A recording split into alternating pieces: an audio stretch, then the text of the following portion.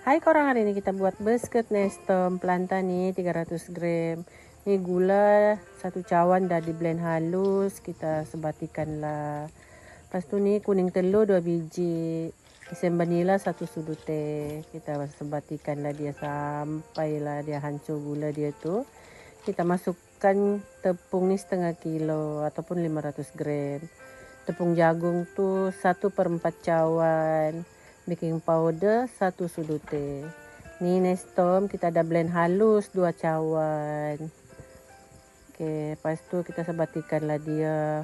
Berat guna sendok ni kita guna tangan. Kita sebatikanlah kita punya dough ni supaya kita boleh rasa dia punya kejadian tu. Macam ni lah kejadiannya.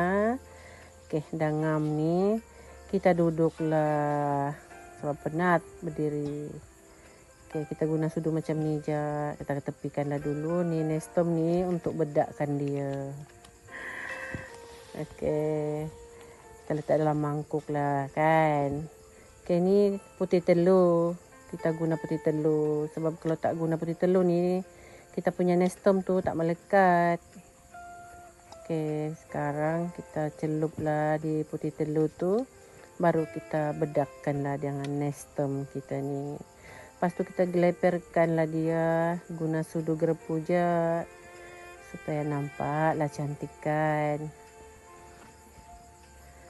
Macam ni lah kejadiannya. Lepas tu kita pangganglah dia suhu 150 dalam 30 minit. Okey, dah siap tu. Cepat kan. Inilah hasilnya.